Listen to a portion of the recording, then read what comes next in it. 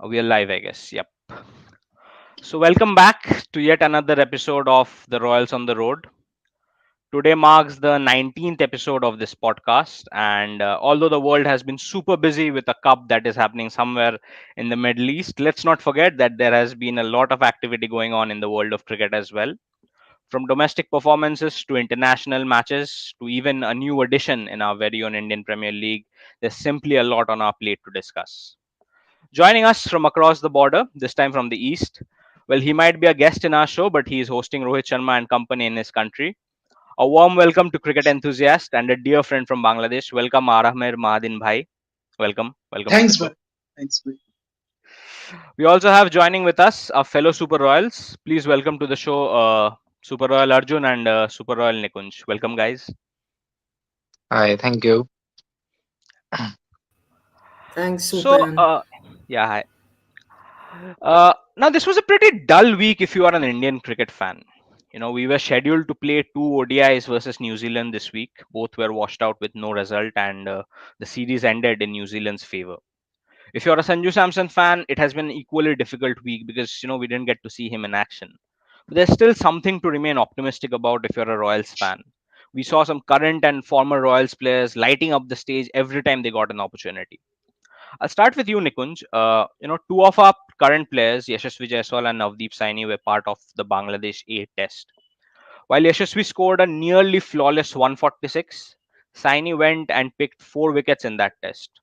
Surely these are great signs for us as a franchise. But speaking about Yashasvi Jaiswal in particular, do you genuinely see him challenging the opener spot in the national team in the next few months, irrespective of the format? Upan, yeah, I actually see Yashasvi challenging openers because still the opening pair is not yet fixed. You can see Ishan Kishan playing sometimes. Dhawan is not also in such a great form. Rahul didn't did well in World Cup, so definitely there is an opening up there. And Jaiswal, the way he has performed in domestic, it has even given me a shock that at such a young age he's playing such mature innings. Oh, wow, this is something good. And as we all know, Mumbai is famous for creating, making such great batsmen. So yeah, I feel Jaiswal in Indian team somewhere soon. Absolutely, and like playing alongside Josh Butler probably pays off. Yes. I certainly hope that Jaiswal is one of the solutions to the who brings in the aggressive approach that our openers were lacking in the World Cup. Perhaps a 400, 450 plus IPL season can actually bring a national team call up for him, and it can probably bring it a bit earlier. Moving on from openers to middle order, another Royal star has shown bright in the recent Vijay Hazare Trophy. Riyan Parag wasn't kidding around when he said that he wanted to be India's next best finisher. Top class performance from the 21-year-old, and taking a team like Assam to the Vijay Hazare semi speaks a lot. Arjun, tell us how much lucky are we to have such an exciting talent in Rajasthan Royals, and after the performance in Vijay Hazare, how much has he raised your expectations? I mean, talking about Rian's inclusion, I mean, he has been there since 2018. So, I mean, I earmarked him very early in his career. So, from then on, he has progressed really well in the middle order role, lower middle order role for us. In terms of uh, becoming a mature talent, yes, this year he has been, perfectly scoring big runs in Vijay Jare as well. So, I mean, we have to, as a royal supporter, we have to push his agenda, or should I say, like, push his agenda towards, making him bat at top of the order, maybe at number four, if even if Royals can accommodate him at number three if Sanju goes down the order. So yeah, he's a great talent. He has all the shots in the book. He can smash the fast bowlers in the middle to latter stages. He has shown that, and now he is starting to expand his game against the spinners, all kinds of spinners, as you can see. So I think he is a great talent, and I hope that Raisa will do consider him at least for the number four spot, if not the number three or higher up the order in the future. Yeah. So he's a great talent, Re- no doubt about it. top talent that we've got for us. Moving on to international cricket, and India has traveled to Bangladesh almost 7 years later for a bilateral ODI series. We have a test series as well, which is going to happen later as a part of the ongoing World Test Championship. Tomorrow, we face the Bangla Tigers at the iconic MCG, the Mirpur Cricket Ground, the Shere Bangla Stadium.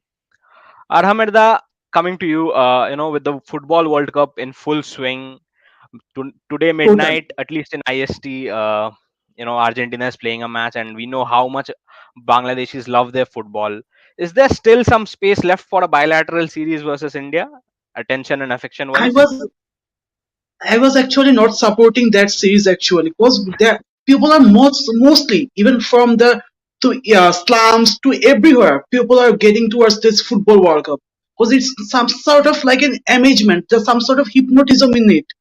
For this ODI cricket could have been much more better if it placed on January or February this year. But there are some busy schedule going on, World Cup and everything. We need to be somehow squeeze it on. So it's been all right, but I think it's gonna be a great tour for both sides because still it's the timing for this World Cup match would be around 12 a.m. on local Bangladeshi local time. So it's on gonna strike both sides and it probably gets some space for both the supporters, both cricket audience and both football audience as well. Absolutely, and Bangladesh is always extra motivated when they meet their neighbors from the west. So yeah, looking forward for a Somehow we are got extra motivated. Even though we are not having the some sort of great days, and our most of the cricketers are not having the most best of the forms, but I think there's something left for this side to show what they are capable of from being some growing up talents. Absolutely, and I think Bangladesh is a pretty formidable ODI side, irrespective to the fact whether they're playing in home or away. Back when we toured back in 2015, they were still growing up as a side, but now I think they have found their feet. I'll continue with you, Aramirda. Uh, of course, there's a bad news for Bangladesh that regular ODI captain Tamim Iqbal is not going to be there at least for the ODI series. How much do you think will hurt the team's chances, and what are your thoughts on Leton Das getting the captaincy for this series? Actually, Bangladesh will miss Taskin Ahmed most because he's one of the most prime bowler in ODIs for Bangladesh. Even in South Africa series, he long single-handedly won that series so far for us. So I somehow believe that also Tami will be missed. He's a veteran campaigner for us. He has been be there so far. But I feel like this series is gonna be much more beach between the middle orders of Bangladesh because there is no one in that sort of form like Saki, Bushrik, Mahamdullah. All three has been left out for those other series as well. So it's been bit tough and tactical series for us. Getting a point, yes. And coming to our side, Nikunj, both Virat and Rohit have historically performed well versus Bangladesh. Kohli, in fact, holds the most number of runs by an overseas batsman in the Bangladeshi fortress of Mirpur. However, tomorrow's match will only be the third and the fourth ODI match for Kohli and Rohit, respectively, in this season. What are your expectations from these two specifically and the Indian batting in general? To be very frank, Indian batting in T20 World Cup didn't perform exceptionally well, especially Rohit Sharma. So all eyes will be on Rohit Sharma, especially how he's performing, how he's taking up ODI cricket. Because it's sort of very clear that T20, I don't think so. We will be seeing Rohit Sharma in next year. But at least in ODI cricket, Rohit can take his time, get settled down with KL Rahul, Virat Kohli. This will be testing time for them also. We should not take this Bangladesh side any lightly. They are great players. Mustafizur Rahman is there, Abadad Hussain. They all are great bowlers. So this batting lineup will need to take their time, settle in, and play a sensible innings, considering this as an important match. Absolutely. I personally feel that the Indian batting lineup actually seems like a very difficult puzzle to solve. Because on one hand, you have proven players who have showed their class at the highest stage in limited overs, and yet we keep seeing selection blunders happening when it matters the most, True. especially with the middle order. If you think about it, right now the middle order has actually been reduced to a round of musical chairs for many young talents. And although you would hope that Rahul Dravid and co will try to sort this issue before the World Cup, but there are other issues as well, like the strike rate of openers and the need to accelerate early on. Arjun, coming to you, do you see any solution available in the current squad, or should we consider new reinforcements perhaps? Because there are a lot of new names like Rahul Tripathi and Rajat Patidar who are going into this series, and they will be eager to prove themselves also. So, what are your thoughts? I think we ought to give some time to guys like Rohit and Virat to, get their ODI forms back because they haven't played any consistent runs of games in the last 3 years since the pandemic has happened. So Yeah, those two specifically, they should be given time. As far as Shikhar Dhawan goes, I think his problem is a bigger one because he has been playing lots of ODIs in the past. He's been an ODI specialist for us, so his strike rate in the power play is a major issue, as you said. So from then on, in the middle order, we have lots of great batters. Sanju is not there for this series, which is an unfortunate thing. But still, I think Patidar and Tripathi can fill in the role in the middle order. Uh, and all those guys, we have all the options. I can safely say that, but we have to pick the right ones at the right time, as you said, because when we haven't done those things right, we end up, succumbing in the latter stages of a big tournament. So we have to pick those right options and then ensure that those guys get consistent runs as well. Like Sanju, in case of him, he hasn't gotten that run except for the last three ODIs against South Africa. So he hasn't gotten that run. And now with other guys like Surya, and you can now, if they play to party or somebody else, then if they get a game and then get ruled out. So this is not the best way to approach these kinds of series. So from that point of view, we have to give those young guys a chance, and the experienced pros like Kohli and Rohit should play more regularly in the ODIs. absolutely. I was actually wondering, like, again, I'll just return to Arjun only. Shikhar Dhawan has had strike rate issues, which you did mention, and KL Rahul is returning after a long time in the ODI setup. I think the last he played was in the Zimbabwe series. He didn't really have a good run of form there. He didn't really have a good run of form in the World T20 World Cup as well. But do you think KL Rahul coming down at number 4 or number 5, because there is no Surya Kumar Yadav in this series? Is that a good option for him, or should we consider tinkering with the opening pair? Because KL Rahul probably would want to have more confidence on him and maybe want to play in his natural habitat, which is the opener spot. What do you think? Think it's about accommodating the team, who plays where best. So KL Rahul can open, as we all know. Now he has proven himself as a middle order batter. So if we are looking to, give him both the slots at the same time, that would also work. So if we are leaving out Shikhar Dhawan for good, then maybe, yeah, you can push KL Rahul up the order and have him as a backup to Rohit or Gill, or maybe even play him ahead of Rohit or maybe Gill, depending on who's available and who's not available. So it's important that we choose the right spot for right players and choose one spot only. Otherwise, it won't help them as a player or us as a team. So yeah. So in terms of KL Rahul getting the slot, I think he should now, for now at least, bat at number 5. Then maybe in the upcoming year, maybe he should be looked as an opener option once again.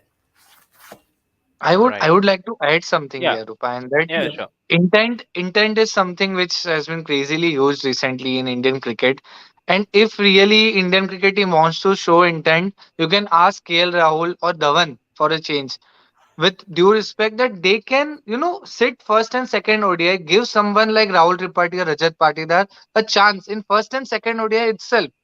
Now, Yeah. how will a new player feel if he's been respected and given first and or second ODI to be played, and third ODI mein backup hai? You can ask Dhawan to come back, and you can ask KL Rahul. See, intent can change from small things. If you want to try these players, don't make them play third ODI after winning two ODIs. Give them a chance in the starting of the series that okay, this is your series, go and play. Show, because Shikhar Dhawan is there, he is proven player. KL Rahul is there. They have done enough well to be considered even after a year. But these players don't get regular chances to prove themselves. So if India can go bit aggressive, whatever coaching staff have heard in last 1 month or two that things needs to be changed, the small changes, especially against team like Bangladesh, where we can do some changes before playing some big teams. So this is very important thing to do, showing that intent. I think Absolutely, I this agree with you, MCC. but I just don't agree with the point that you said. No, no. Big One thing, teams this later on. Yeah, yeah. Go ahead. one thing is that this MCC won't be that slowish, some dead pitches like that. It won't be the Ford, but it would be the Fiesta. At least Fiesta, because Bangladesh won't take a rank turner against India, and it would be a suicidal attempt like previous one, like 100 600 in first innings. The Bangladesh all out for 58. Like that Yeah, says yeah, yeah. that Bin is a spill.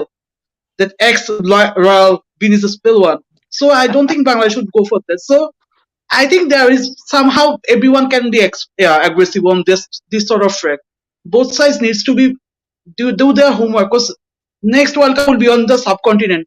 As far we know that, as it's locked. Absolutely, absolutely. And while India do have their headaches in batting, Bangladesh certainly will try to capitalize on that. They have a good bowling attack, Hmm. which has actually won them a series in South Africa. Um, However, with as Arhamar bhai mentioned, Taskin's absence due to his back injury is a crucial thing. uh, I'll just go back to Arhamar da.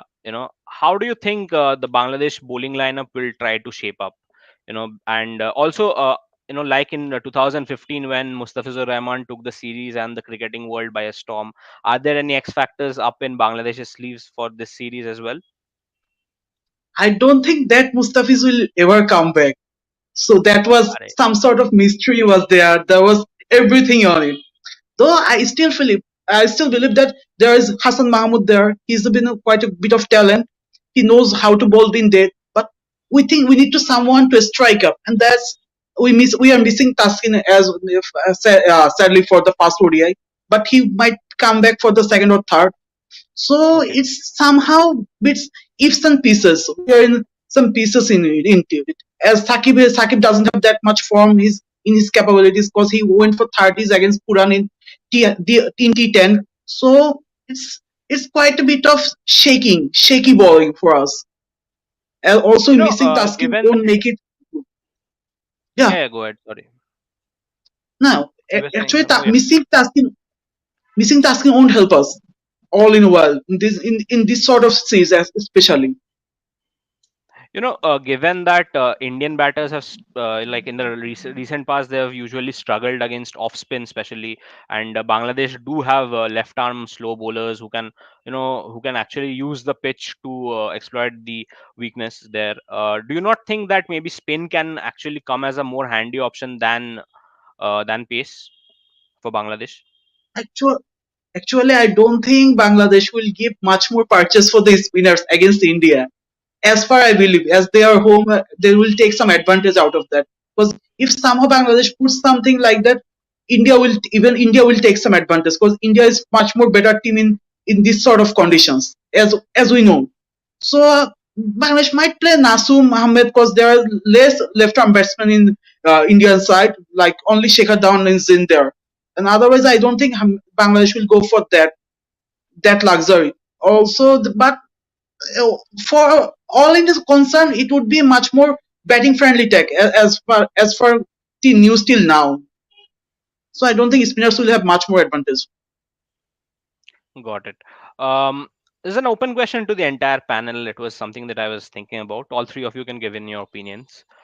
The Indian bowling is certainly looking at a lot of experimentation that has been done in the recent past. And While there are a few prominent names mainly due to the IPL, one can still expect that the World Cup will see the trio of Bumrah, Shami, and Bhuvaneshwar playing for the country. None of them happen to feature in the current series, by the way. So, what do you think? What is Dravid and company's policy right now? Do you think we are still trying to test fast bowlers for the playing 11, or are we just looking at possible backups in the likes of Umran Malik and Mohammad Siraj and Shardul? Anyone wants to begin? Yeah, I think So, Shami got injured recently, so Shami might miss this series, as Yeah, far I know. So yeah, they called Umran Malik for that. I think Umran Malik would be a great choice for subcontinent who can ball really fast. But though there's some sort of risk of leaking runs, but I still believe Umar Malik is the most aggressive option for in the subcontinent. yeah, Arjun, you were saying? So yeah, I mean, Mohammad Siraj is an important player that we should look forward to in the coming year. In terms of ODI, so we have an issue at the death, and picking wickets early has been an issue also ever since Bumrah hasn't been, been playing regularly, and Bhuvi has been off color at times. So Siraj's inclusion is a massive key. He can, pick up early wickets as we saw in England against Ruth Bears. To 1 over, he got 2 wickets, if I can recall correctly, at Manchester. So he Yeah. can do that. Plus, he bowled very good spells in West Indies at that over. So I think if we can look at him and give him a long run, irrespective of whomsoever player is around in the squad, so he has to be given that role, and expectation should be that he is going to be the third fast bowler behind Shami and Jasprit Bumrah in the playing 11 for the World Cup. So I don't think Bhuvi at his current form is going to make it to the squad, let alone playing in the 11 for the World Cup. I want to add something. Like I agree with Arjun that movie. I doubt he will be able to make it. But as Upan, you were asking about what Dravid and company is thinking, I personally feel they still want Bhuvi, Bumrah, and Shami to play. These are all backups. They're just trying the backups because Bhuvi playing first T20 after World Cup, first match, was surprising to me. Why was Bhuvi included? Now again, why Shami's been given chances? Okay, they've done well, but still, these are the matches where you need to try out new players. And when Bhuvi played that ODI series just after World T20 World Cup, was like still our thought process is to back these players. Okay, Bumrah is an exception; he is injured, but I still doubt that will they change their bowling lineup. Right. I also think that right now we do have some uh, possible replacements for Bhuvaneshwar. It was unfortunate we couldn't see them in the World Cup. Arshdeep Singh has made a mark for himself at least in the T20 format. Deepak Chahar was somebody we were trying to groom, and Deepak Chahar can bat as well, so that is an added factor. And Mohammad Siraj also knows how to swing the ball, so we do have some options. But again, like maybe seniority wise, Dravid and Co are trying to probably back him a bit more. We have a question from our fellow Super Royal Mihir Jain for Arhamer Bhai. Which team do you support in the IPL, and who is your favorite Royal? You want to go for it? Actually, I am really sorry for that because I support MI Palton so far. Though it's been quite a hard opponent, hard rivalry in there. Though I always support MI for some reasons, for some inherent reason. But though my favorite royal should be it's Shane one, ever and always. He should be because he just changed the whole league, whole tournament from the scratch. That T20 brand we saw in IPL, it just came from this guy. He just totally such a masterclass in those formats. Though unfortunately he hasn't played any T20 international for Australia, but he's some sort of guy who I admire as an royal. Absolutely. You saved your answer with the last bit. Yes, Shane Warne is somebody we all admire and love and respect. He's our first Royal, and he's always in our hearts. From Shane Always. Warne, of course, a question does arise. What about leg spinners, and why are we not seeing any in the Indian squad? We have Akshar Patel, we have Washington Sundar. Ravindra Jadeja, of course, is unavailable right now. We probably would have seen him as well. Ashwin has not been picked. Fellow Royal Ashwin hasn't been picked. But most surprisingly, no Kuldeep Yadav, no uh, Yuzvendra Chahal, no Ravi Bishnoi as well.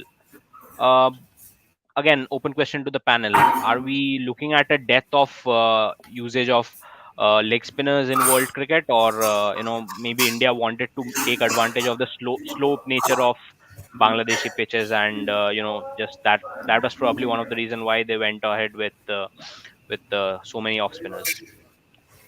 I think Bangladesh got so many left-handed batsmen so far, so I don't think using a leggy would be a wise option for so far. Because even though Bangladesh has been weak against those unorthodox spin, but probably India didn't take them for if somehow there is some sort of bashing going on, it might their form, or it might hamper their momentum. So that's why maybe India took some chances with the orthodox spin. That's a good take actually. Yeah, Nikunj. I personally feel this is the era where balance is very important. If you see England team, they bat till 9, 10. So just name me few leg spinners who bat. Like I don't see Rahul Chahar, Ravi Bishnoi, Chahal taking up bat and playing at 6, 7 somewhere. But yeah, Akshar Patel and Sundar can. So maybe India, as we all know, India is lacking all rounders here, and all we need is our even top four can, if they can give us 2, 3 overs. So this is the time where maybe they are finding out some good backups for Hardik Pandya, who can spin, give us few overs, bat also. So that's a good approach. Yeah, but leg spinners are match winners, and it is very important to keep a leg spinner at least in the team. And desperately missing Chahal here. Absolutely, absolutely. Arjun, you want to say something? Yeah, I agree. Yeah, I agree with Nikunj. We have to have that balance. It's very important, especially when you go look in the limited overs format. Because uh, as far as Ahmer saying that Bangladesh struggles to an extent against the left-handers with the leg spinners, I think that point kept in mind. Still, we have to have a guy like maybe Bishnoi or Chahal or Kuldeep as well. So these guys are very important, and these guys are genuine wicket takers in the middle, or something India has struggled with. So I think we have to have that balance, as you can say. Yeah. Nice, nice. And in case the Indian team is looking for a leg spinner who can bat as well, feel free to contact Rian Parag. He's available, I guess. I mean, um, even Yashasvi can do that. yes, yes. Yes. Even SSB can do that. He can open the innings for you. So don't hesitate, guys. Feel free to contact Royals. They'll give you their numbers. Of course, young Kuldeep Sen is also in the squad. So good luck to him as well from us, Super Royals. Let's hope, keep our fingers crossed that he manages to get a game and makes an impression. Kuldeep Sen 150 plus loading. I hope that's the speed you're talking about. um, Yes. yeah, If and he I'm pretty sure started that. scoring that many runs, if he started scoring that many runs, then I mean, Bangladesh will never play cricket again. So No, you never know. They haven't really had the best of their luck against us Royals. yeah, Stuart Binney has had his record figures, and who knows, maybe another Royal find anything is his feet possible. there. Everything is possible. Yes. I guess we are for some reason disconnected with Arhamir. The Yeah. Yeah, he's back again. Right. Uh, I'll move on to the next question, and this is something which is not related to the Indian Bangladesh series. This is something which is perhaps related to talk about pitches and Asian pitches and them coming under the scanner. Tomorrow we know that it is a pitch which is going to have good amount of contest, of course. But right now we are seeing a pitch in Rawalpindi which is getting a lot of criticism from the Western media. A pitch where both the teams scored almost 500 plus in both the innings, and it's just been day three. The English media didn't really have too much to say about it on the first day, but when their bowlers came out, journalists and critics across the world have lashed out at the PCB for creating such a road of a pitch. We'll start with Arjun. What are your thoughts? Firstly, on the PCB's approach towards making a pitch for a test match like this, and secondly on the hypocrisy of the Western media, well, we've seen what they're capable of doing. I mean, Pakistan's test pitches are normally batting friendly, as we all know. Look at their history. We have always seen 500 plus scores consistently being put out by the opposition teams and Pakistani team as well. So I think there's not much of a change from that. So I don't think it's a big criticism towards them.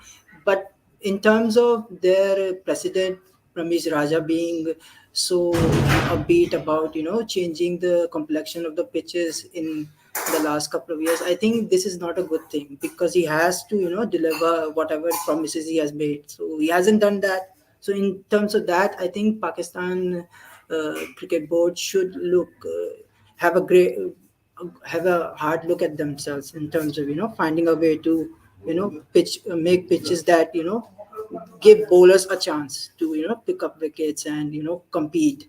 So in terms of that, yeah, it's a not a good sign for Pakistan. Talking about Western media, of course, they are you know they tend to do these things far too often. Whenever it's going their way, then it's all fine, but if it's not going their way, then everything is wrong in the world. So I mean, you can't look much into that except laugh it out, and that's my reaction has always been like that. Yeah, so I think we shouldn't take them too seriously, specifically in terms of these statements being made time and again. Absolutely, absolutely. I think I agree with most of what you said, except for the fact that this pitch in Rawalpindi, there were last five domestic matches, the Quaid-e-Azam Trophy that had gone there, and the highest score that any team batting in the first innings could make was just 281, and we saw more than double of that happening. So I'm not really Yeah, sure I what. think. Yeah, I think I saw a picture where there was green grass on the square, so I think they have cut it all off for this series. Yeah, So I mean, yeah. that's going to make all the difference. So yeah, so in terms of that, I think they should brought some of that back, so at least the bowlers have a chance, as I said earlier. I Absolutely, always absolutely. believe they are encouraging. I always believe they are somehow encouraging the South Africa, England, and Australia, other countries to come back towards them. It's somehow that I am not creating those rank turners. I am creating some sort of highways, like the way you will like. You could bet any day, just that. I don't think there's no such logic that any home country would create such highway when your specialty is in seamers and others, even spinners. Even Pakistan got some great spinners on their hand. I don't know what's wrong with them actually. Literally, Yeah, I I mean, don't know. absolutely. I think Ramesh Raza was really desperate to bring India for the Asia Cup. Maybe this is his way of luring us to Pakistan. Who knows? Nikunj, your take on this? At least on day three, day four, these are moving days of Test cricket. So okay, first innings 500 plus score that happens, but at least on day three, day four, you should see ball turning around, cracks developing. That's the beauty of Test cricket, and this kind of pitches are not healthy. Maybe as it was rightly said, they are just welcoming different countries batsmen that you won't find struggle here. Aake khelo, you can play easily and enjoy playing in these pitches. Pakistan is anyway famous for their Mehman Nawazi, and if you're a Yeah. Pakistani listener, if you're a Pakistani listener of this podcast, you should probably be a bit more encouraged by now because clearly your government has found a way to create roads and infrastructure. Maybe the Chinese loans can be dismissed for some time. Jokes apart and moving on, the IPL auction is just a couple of weeks ahead of us. All of us, irrespective of nationalities, are pretty excited for this, right? We also have a new rule coming up for this year's IPL, the rule of having an impact player for the team. This is very much like football substitution rule, wherein a team can have four pre-decided substitute players, of which one can be brought in as a tactical substitution in the match. All of this, of course, has to be done before or by the end of the 14th over of the team's innings.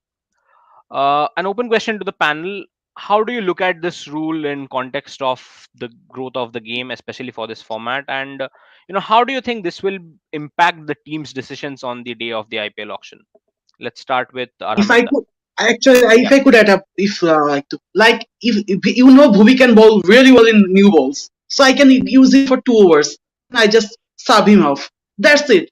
It's actually a retirement plan for the some sort of senior cricketers because they will have some sort of go.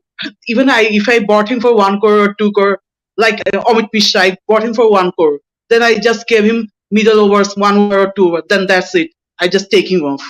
I think it's not some sort of thing which should be encouraged, but I still feel it's quite interesting to see how it will impact the game plans of other IPL sides as well, because it's gonna be both sides play. absolutely. And you can't really have a standard game plan before the match because you never know who the opponent team might bring out as a trump card. That's actually a good point you make. Somebody like a 40-year-old Amit Mishra can still manage to find a team for himself in the IPL. Nikunj, Arjun, your take on this? I agree with what movie point he made. Actually, I was just thinking about Trent Bolt in our case. Like if RR want to use those 4 overs before 14 over, like, he can we can bowl out him in 12th over, and we can bring in some extra death bowler specialist in place of Bolty. And if you're batting first, you need some aggressive batsman. Then you can bring some kind of pinch hitter in this. So yeah, this is a added advantage for team like Rajasthan Royals who go with 6 batsmen, 5 bowlers. So our impact player can be either batsman, either bowler, depending on the situation. So smart captain can utilize this. But to be very frank, such change will be tough to quickly understand and adopt in this IPL. Maybe for longer run it is good, but it's a bit kind of risky thing to do. Let's see how it goes. Last year for RR, we saw how Ravichandran Ashwin's position was changed as and when the team required him. And of course, we didn't have this kind of rule. Maybe after this year's introduction for this rule, maybe that thing, like that fluctuation, probably minimizes. And who knows, maybe, Devdutt Padikkal or somebody who probably plays a sheet anchor role, maybe he doesn't find himself in the first 11. But if there is an early fall of wickets, we can actually see somebody like him anchor going ahead of, let's say, like he being subbed off ahead of Chahal for batting or something.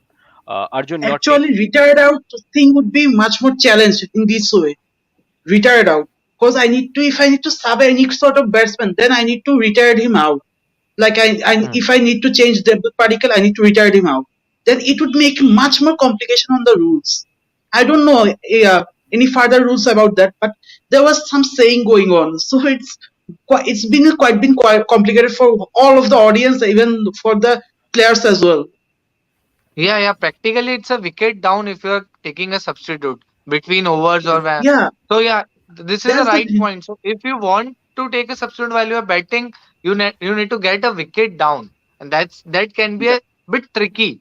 You know that uh, sacrificing a batsman. So yes. I think Absolutely. Nikunj made a great point about Rajasthan Royals in terms of them being having 6 batters and 5 bowlers, so we can bring in that player in as a batter and or as a bowler depending on the situation or the over count. So in if we look at that and understand, I think all rounders are gonna be far less of a valuable commodity as it was before. So I think it can help certain teams breach the gap from the top teams, but the top teams can go also ahead. So I do think it has a future, but if it's going to sustain itself, then the teams have to utilize it well. So I think it's a double edged thing right now. I don't see it going on for long unless the teams get it right in the first couple of seasons. Let's see Th- what Actually, happens. actually, this rule brings lot of unpredictability on this Yeah, table. Like we are not yet able to understand this के क्या क्या हो सकता है. Things yeah. really can, some team which is struggling can suddenly bring a player and win the match. Yeah, So you never know about this rule. I think I read a also Dan domestic and Preston. overseas ratio would be impacted. Domestic and Yeah, I overseas. don't. I'm not Seven. sure if they have given a fixed this thing. I mean, I was going through this article in Cricket Tracker or somewhere. I think they said that it's like they give an example wherein say Dhoni is probably playing against KKR, and he uses Deepak Chahar to bowl the first bowl in the power play, and probably uses his overs before the eighth over or something, and he realizes the sluggish nature of the pitch, and maybe he calls upon somebody like this thing Sam Curran and replaces him with Deepak Chahar instead. So again, that is a like a domestic player versus an international player being subbed off.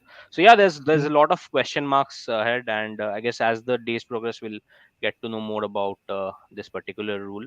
Arjun, you were saying Yeah, something. so The closing comments for this. yeah, I was saying that I read a Dan Weston Twitter thread about it. So if we can look at it closely and understand what he was trying to, point out, then I think we have a better idea of what's gonna be like. I think I couldn't get much of it out of it, but still, if you can read yourself, then it will give you a better idea about it.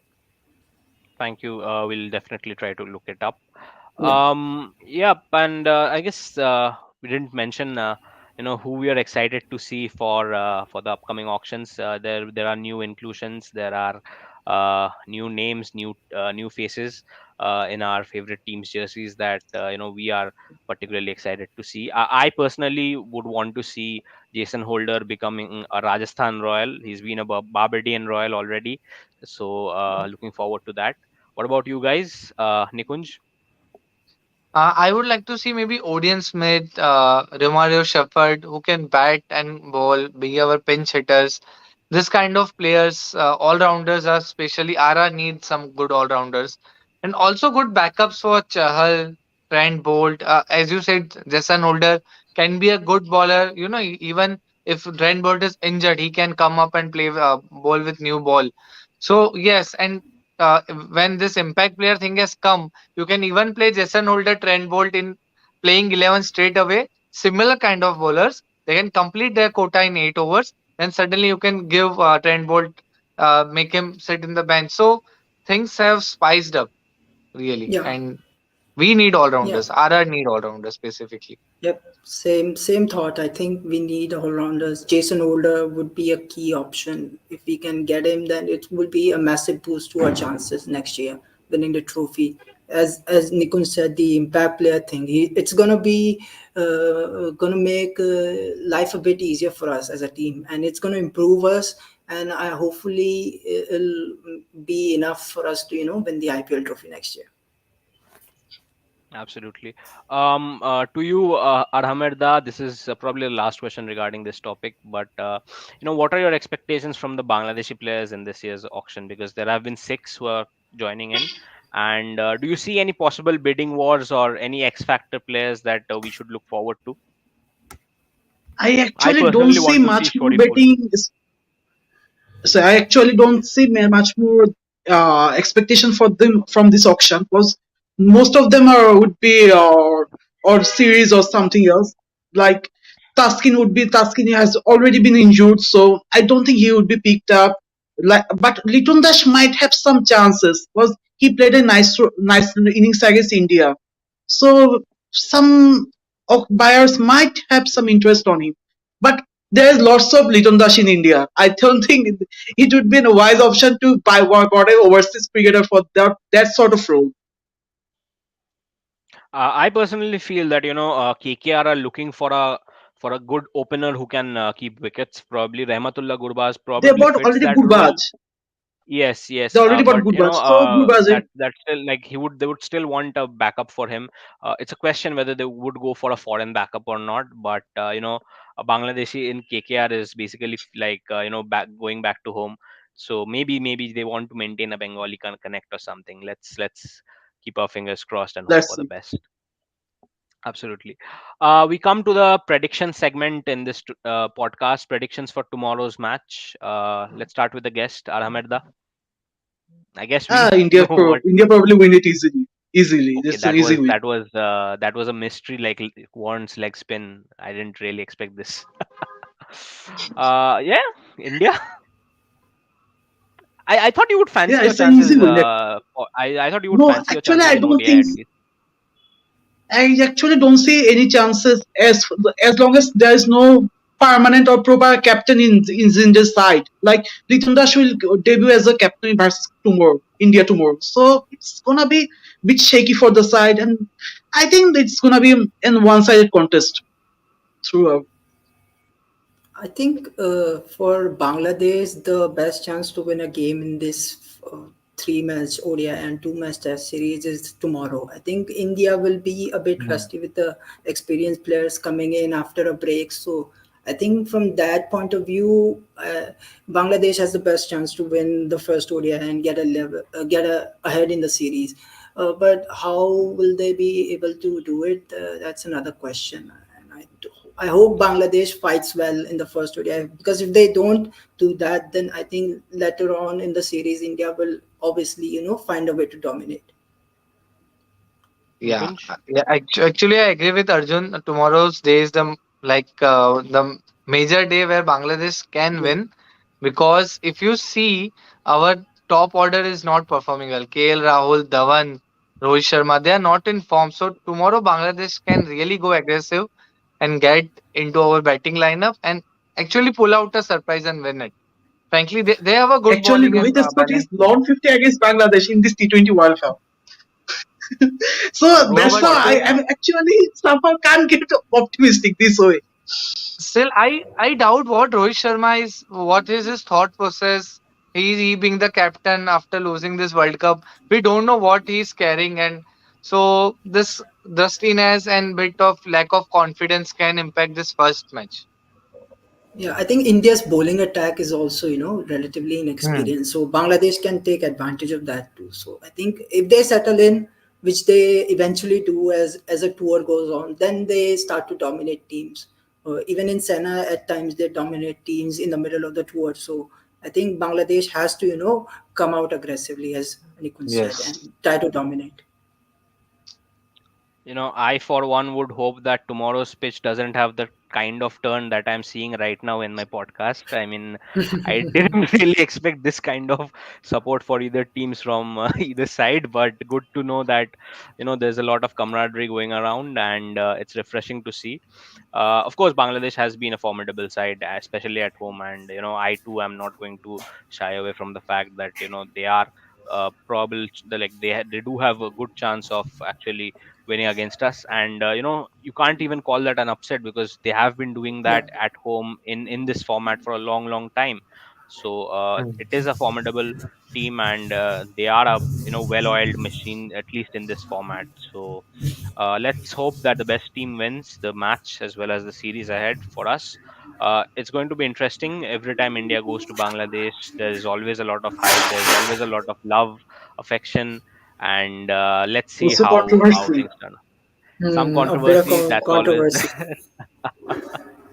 But yeah, I mean, it's always something. It's always a new learning experience for India, and let's hope that we finally manage to make the most of playing in an Asian conditions after a long time in the ODI format, because our journey for the 2023 World Cup probably starts from this series. So, yep, that's pretty much from our side this week on Royals on the Road. Thank you so much, Arhamirda, for taking out Thanks, time and bro. joining this Thanks, bro. podcast. Thank you so much. We'd love to have you in our panel many more times in the future. Super Yeah. Royals, Arjun and Definitely, Nikunj, bro. thank you so much. Thank you so much for sharing your thoughts and opinions and insights. A special round of Yep. thanks to all Thank those who you. sent us their comments during the podcast. Don't forget to like and share and subscribe to our channel. Do like and share this video, and do follow us on our social media handles in Twitter and Instagram. Don't miss out on the interesting content and the amazing contests that we constantly bring you. That's it from my side. Here's Super Royal Upayan signing off. May everyone have a brilliant weekend, especially a wonderful Sunday, and hopefully we have an exciting contest in our hands tomorrow. Jai Hind and Halla Bol. Allah bol. La bol.